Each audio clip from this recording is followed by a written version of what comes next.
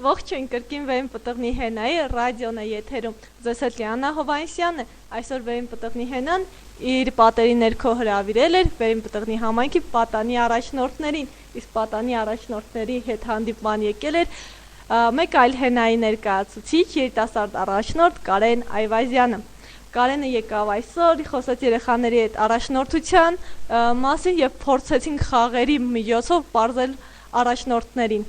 Այժմ խոսքը տրամադրելով Կարենին, փորձենք ավելի մանրամասն իմանալ այսօրվա դասընթացի մասին։ Խնդրեմ Կարեն։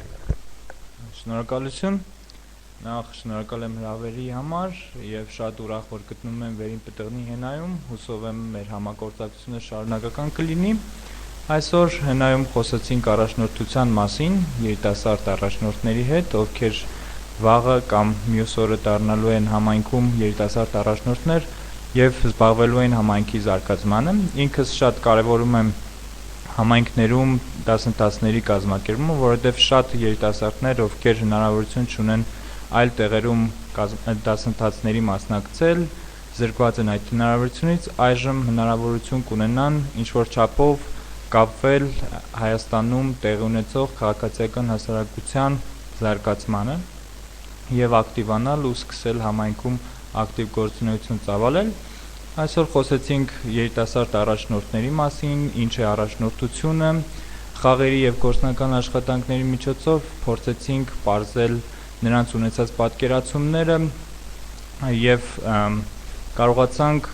որոշել արդյոք ունեն իրենք որոշակի առաջնորդության հատկանիշներ եւ ինչպես կարող են զարգացնել այդ հատկանիշները Շնորհակալություն Կարեն, իսկ Վերին պտղնի հենայի համակարգով Լիանա Մանվելյանի միջոցով փորձենք հասկանալ, որքանով է կարևոր նման դասընթացները, նման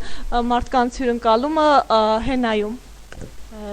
Վերին պտղնի համայնքում մենք կարևորում ենք համագործակցությունը տարբեր կառույցների հետ, տարբեր կազմակերպությունների հետ։ Բազմանկյուն ծրագրի շրջանակներում բարբերաբար կազմակերպվում են հանդիպումներ, սեմինարներ, դասընթացներ, ինչը մեր հենայի անդամների համար շատ կարևոր է։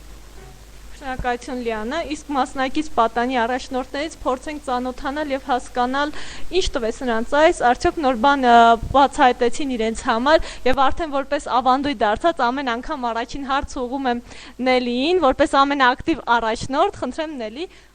կիսվիր տպավորություններովդ։ Ասած բավականին հետաքրքիր էր դասընթացը եւ ես չեմ զղջում, որ իմ օրվա մի քանի ժամը տրամադրել եմ այս դասընթացին մասնակցելու համար։ Դասընթացի մեջ ինձ հատկապես շատ հետաքրքրեցին գործնականները, տարբեր կերպով խաղերը, որոնց միջոցով հասկանալի դարձավ, թե ով կարող է այստեղ ներկաններից համարվել առաջնորդ, ինչպիսի հատկանիշներ ունի եւ ընդհանրապես մենք ուսումնասիրելով առաջնորդի հատկանիշները կարող ենք հետագայում դառնալ առաջնորդներ։ Իսկ հիմա փորձեմ Թեմինեից հարցնել այսօր առաջնորդի հատկանիշները մասին գրելուց ինչ հատկանիշներ նրանք առանձնացրեցին։ Թեմինե ջան, կարծես պատիվի հատկանիշները առանձնացրել դուք այսօր։ Գրեցիք պատինա, այնպես խնդրում եմ խոսալ, քանի հատկանիշ ընդհանրապես Պետք է առաջնորդը լինի նախաձեռնող, ունենա վառ երևակայություն, որպեսզի կարողանա նոր ծրագրեր, միջոցառումներ մշակի ու իր թիմին բացատրի դրանց իմաստը ու նրանց ներգրավի դրանց մեջ, պիտի անպայման հարգի ուրիշների կարծիքը, լինի շատ խելացի, բազմակողմանի զարգացած, մեծ հետաքրքրություններ ունեցող, աշխատասեր, օրինապահ եւ այլն։ Շնորհակալություն կրկին Նելին էր խոսում, հույս ունենամ հաջորդ անգամ մեր պատանի առաջնորդները կլինեն նաև պակաս համեստ եւ ամաչկոտ եւ ակտիվորեն կմասնակցեն ռադիո եթերներին, այսօրվա օրը այսպիսով կավարտենք, շնորհակալություն մեզ լսելու համար, շնորհակալություն Կարենին, շնորհակալություն բոլոր մասնակիցներին, մինչ նոր ռադիո եթեր